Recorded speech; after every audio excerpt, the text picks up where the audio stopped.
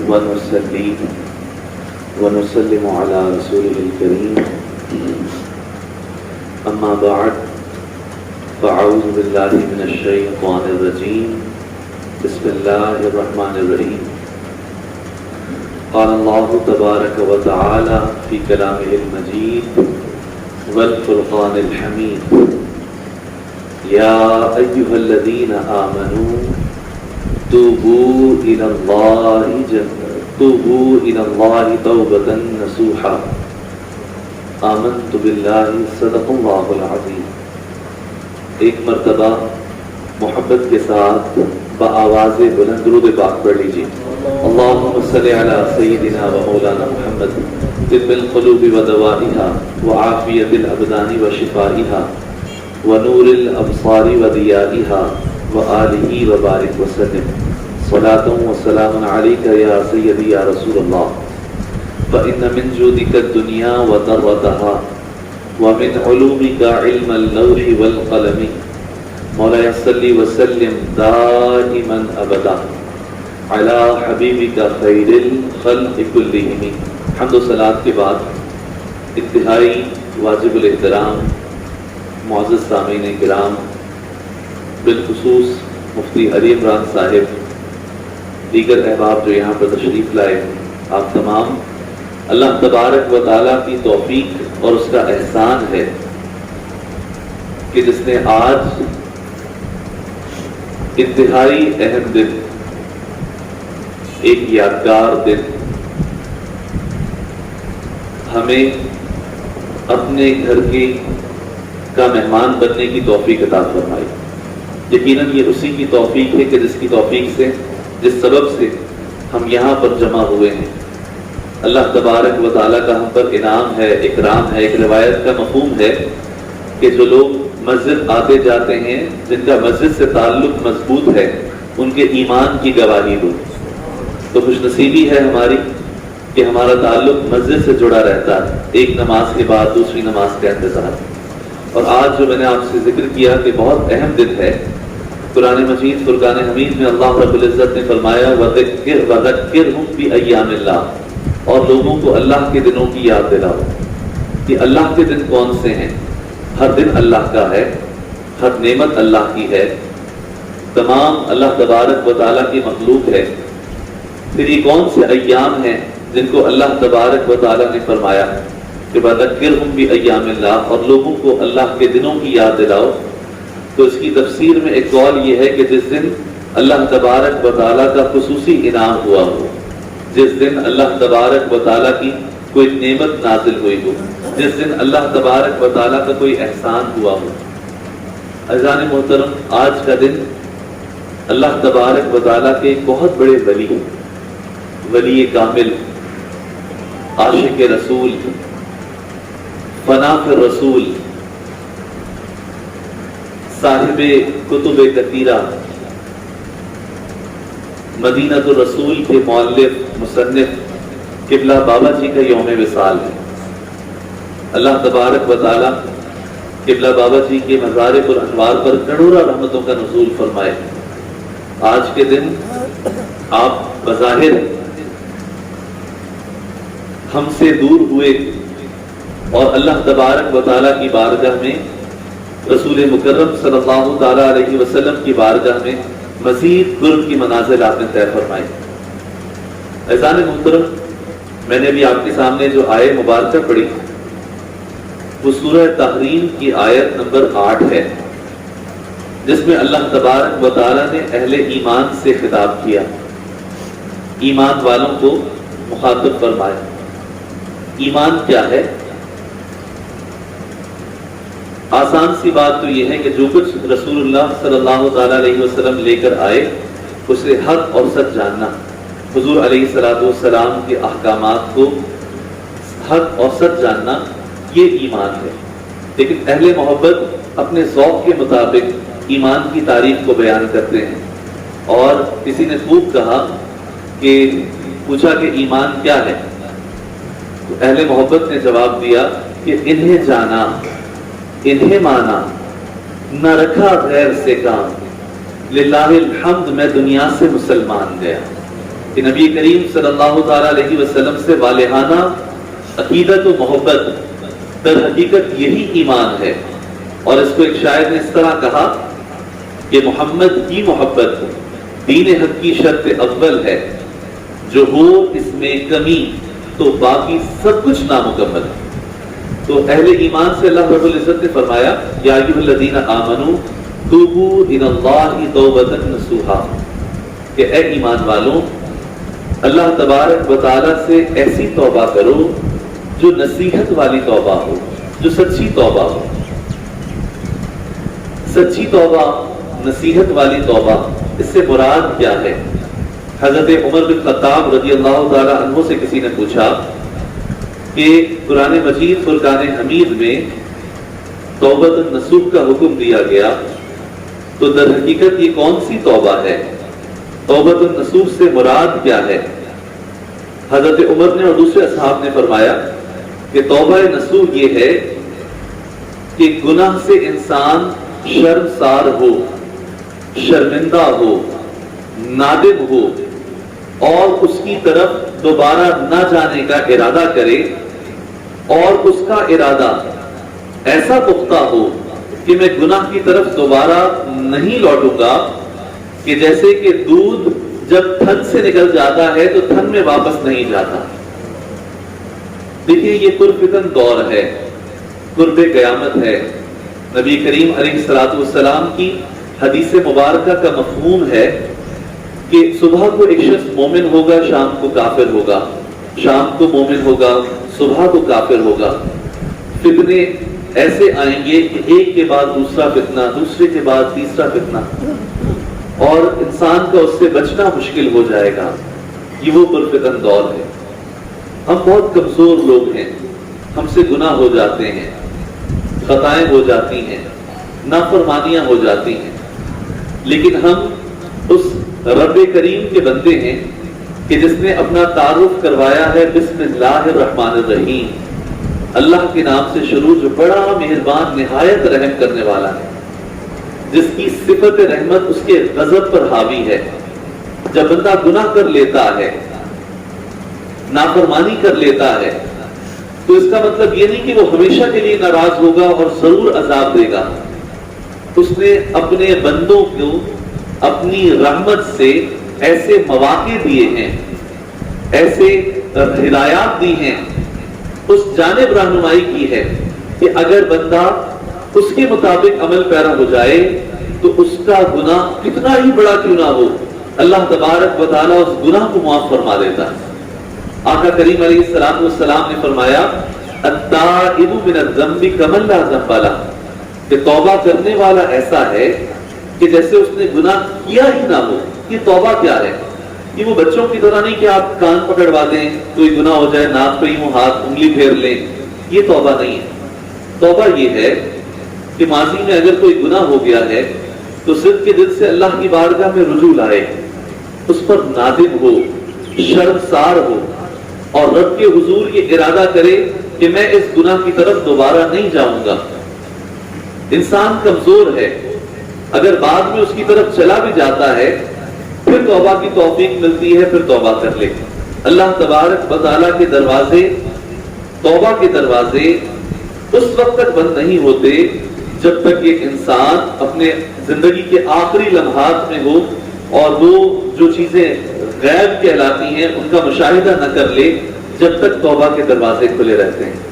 اور توبہ یہ اللہ تبارک و تعالیٰ کی اتنی بڑی سمجھے ایک نعمت ہے اپنے بندوں پر کہ انسان کے گناہ چاہے درخت کے پتوں سے زیادہ کیوں نہ ہو، سمندروں کے بارش کے قطرات سے زیادہ کیوں نہ ہو، ریت کے ذرات سے زیادہ کیوں نہ ہو، وہ سچی توبہ کرتا ہے. رب عز و جل ایسا کریم ہے، اتنا کریم ہے کہ اس کے تمام گناہوں کو مٹا دیتا ہے. ہم سب جانتے ہیں کہ اللہ تبارک و تعالیٰ نے ہمارے دائیں اور بائیں جانب ریسپیکٹڈ ریکارڈرز، کرامن کاتبین کو رکھا ہوا ہے، جو ہمارے تمام اعمال کو لکھتے ہیں. جو کچھ ہم کر رہے ہوتے ہیں وہ اسے نوٹ کرتے ہیں.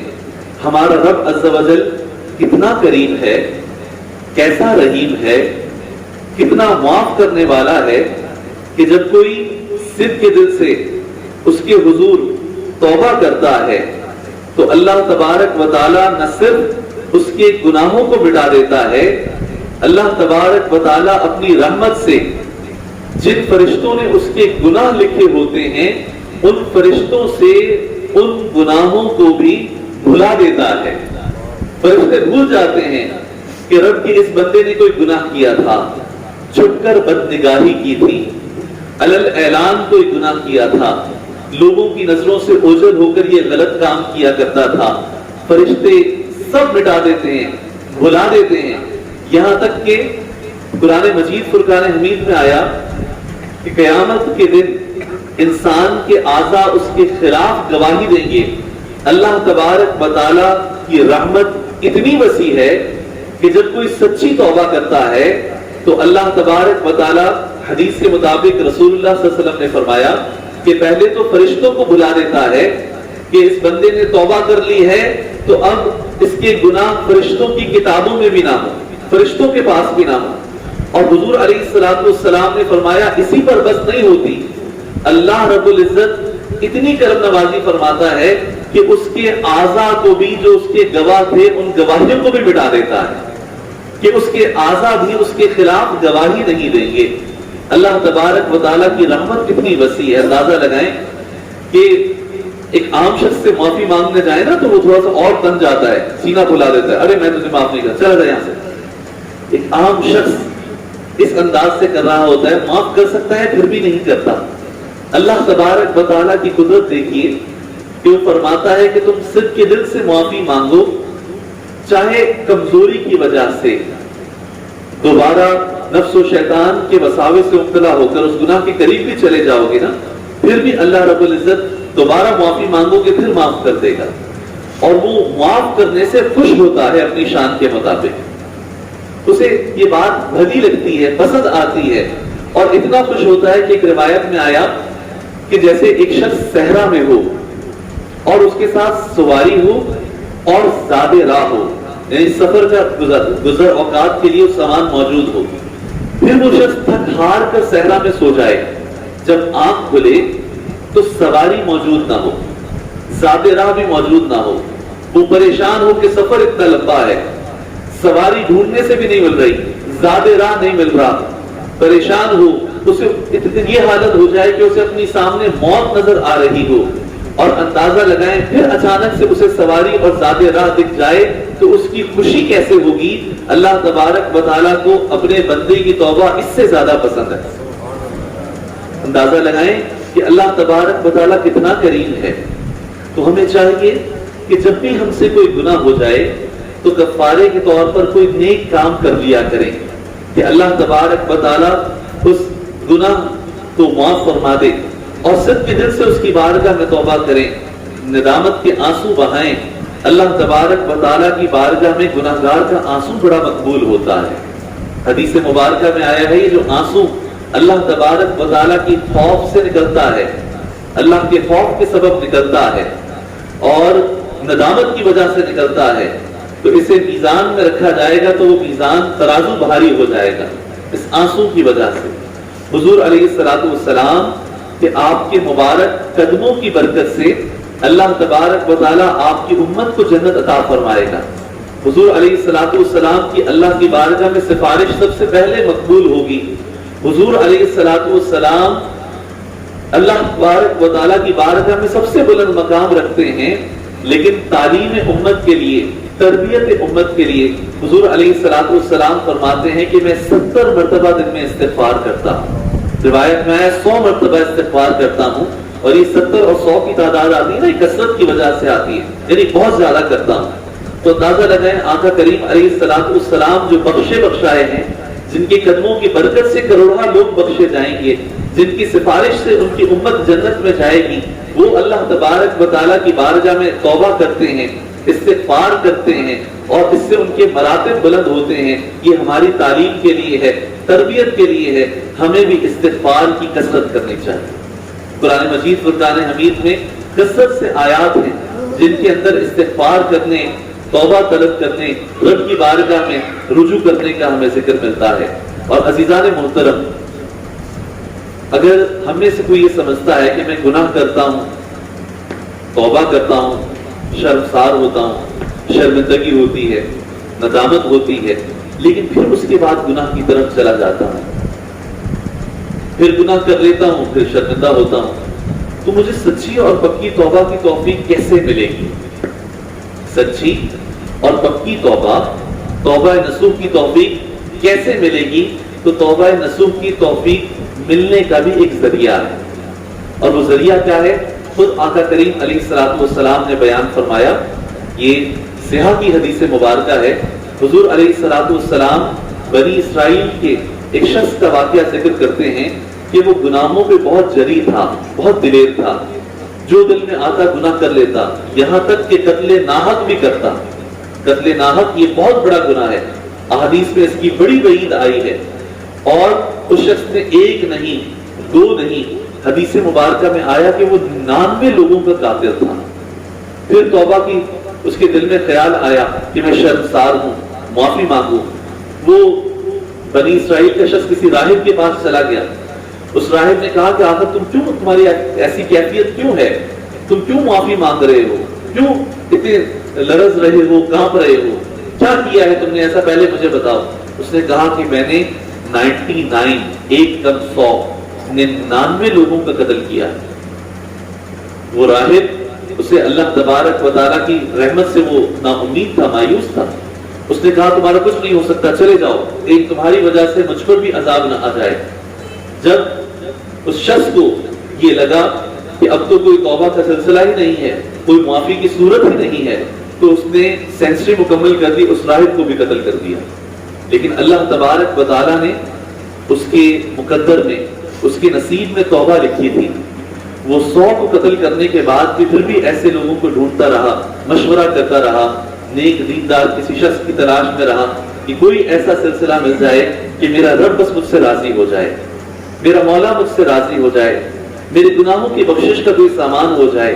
اسے ایک شخص نے مشورہ دیا کہ تم اس بستی سے نکلو، قریب ہی ایک دوسرا مقام ہے، ایک دوسری بستی ہے جہاں اللہ والے ہوتے ہیں، جہاں نیک لوگ ہیں جو اللہ رب العزت کا ذکر کرتے ہیں۔ تم گناہوں والی بستی کو چھوڑ دو، یہاں سے جاؤ، ان کے پاس چلے جاؤ، وہاں پر جا کر نئے سرے سے زندگی کو تم اختیار کرو۔ یہاں لوگ تمہیں دیکھو گے، گناہ یاد آئیں گے، کوئی گناہ کی آگ دلا دے گا، پھر تم گناہ کر بیٹھو گے۔ چنانچہ اس نے ارادہ کیا، توبہ کی توفیق کے ساتھ وہ نیک لوگوں کی بستی کی جانب روانہ ہوا۔ اللہ تبارک و تعالیٰ کا فیصلہ آ گیا کہ وہ بھی راستے ہی میں تھا کہ اللہ تبارک و تعالیٰ نے ملک الموت علیہ السلام کو کہا کہ اس کی روح قبض کر لیں۔ اس کی روح قبض ہو گئی۔ اس کے بعد جنت کے فرشتے آئے، جہنم کی جانب لے جانے والے فرشتے آئے، دونوں کا آپس میں مکالمہ ہوا۔ جنت کی طرف لے جانے والے فرشتوں نے کہا کہ یہ توبہ کے لیے نکلا تھا، ہم اس کو جنت میں لے کے جائیں گے۔ دوسرے فرشتوں نے کہا نہیں، یہ جہنم میں جائے گا۔ حضور علیہ الصلوۃ والسلام اپنی زبان مبارکہ سے فرماتے ہیں کہ اللہ تبارک و تعالیٰ نے ایک فرشتہ بطور حکم فیصلہ کرنے کے لیے وہاں پر بھیجا، اور اس نے یہ کہا کہ یہ گناہوں کی بستی سے جہاں سے چلا ہے، وہاں سے لے کر یہاں تک جہاں اس کا انتقال ہوا، اس فاصلے کو ناپ لو، اور جہاں پر اس کا انتقال ہوا وہاں سے لے کر نیک لوگوں کی بستی اس درمیانے فاصلے کو ناپ لو۔ اگر یہ گناہوں والی بستی کے قریب ہوا تو اس کی روح کو جہنم میں لے جاؤ، اگر یہ نیک لوگوں کی بستی کے قریب ہوا تو اس کو جنت میں لے جاؤ۔ عزیزان محترم، صرف نیک لوگوں کی طرف چلنے کا ارادہ تھا، دل میں توبہ کی توفیق تھی، وہاں پہنچا نہیں تھا کہ اللہ تبارک و تعالیٰ نے پھل کیا دیا؟ پھل یہ دیا کہ فاصلہ تو اس کا نیک لوگوں کی بستی کی طرف زیادہ تھا بنسبت گناہوں کی بستی کے۔ اللہ نے زمین کو حکم دیا زمین سمٹ جائے، یہ نیک لوگوں کی بستی کے قریب ہو گیا، گناہوں والی بستی سے دور ہو گیا۔ اللہ تبارک و تعالیٰ نے اس کے مقدر میں جنت کو لکھ دیا۔ اور یہ آقا کریم علیہ الصلوۃ والسلام نے یہ حدیث مبارکہ بیان فرمائی، اس شخص کا حال بیان فرمایا۔ ہمارے لیے سبق یہ ہے کہ اگر ہمارا نفس بار بار ہمیں گناہوں کی طرف لے جاتا ہے، اگر شہوات ہمارا پیچھا نہیں چھوڑتی اور ہمیں کامل توبہ کی توفیق نہیں مل رہی تو ہم ان نیک لوگوں سے اپنے تعلق کو جوڑ لیں، اللہ والوں سے اپنے تعلق کو مضبوط بنا لیں۔ یہ تعلق جب مضبوط ہو جاتا ہے تو اللہ تبارک و تعالیٰ ان بزرگوں کے سائے میں رہ کر، ان کے وظائف پر عمل کر کے، ان کی ہدایات پر عمل کر کے اللہ تبارک و تعالیٰ اپنے بندوں کو سچی توبہ کی توفیق دیتا ہے۔ کیونکہ بہت خوب یہ شیخ سعدی نے فرمایا کہ صحبت صالح ترا صالح کنت، اچھوں کی صحبت تمہیں اچھا بنا دے گی۔ صحبت صالح ترا صالح کنت، ایک شخص باہر نکلتا ہے مسجد سے اور ایسے لوگوں کے ساتھ رہتا ہے کہ جو مسجد آتے جاتے ہیں، اہل محلہ بھی اس کی طرف دیکھ کر اشارہ کرتے ہیں، یار یہ نیک آدمی ہے، مسجد آتا جاتا ہے۔ اور یہی نمازی کسی تھلے پہ بیٹھنے والے، تاش کھیلنے والے، وقت ضائع کرنے والوں کے ساتھ بیٹھے تو گزرنے والا کہے گا کیسے لوگ ہیں اپنا وقت ضائع کر رہے ہوتے ہیں۔ تو اچھوں کی صحبت تمہیں اچھا بنا دے گی۔ سچی اور پکی توبہ کی توفیق بھی نیک صحبت سے میسر آئے گی۔ اللہ تبارک و تعالیٰ کی بارگاہ میں دعا ہے کہ اللہ تبارک و تعالیٰ ہم سب کو اپنی رحمت کے صدقے، اپنے نیک بندوں کے صدقے سچی اور پکی توبہ نصوح کرنے کی توفیق عطا فرمائے، اور ہم سب کے تمام صغیرہ اور کبیرہ گناہوں کو معاف فرمائے، اور ہمیں مرنے سے پہلے کامل توبہ کی توفیق عطا فرمائے۔ آمین بجاہ النبی الامین، وآخر دعوانا ان الحمد للہ رب العالمین۔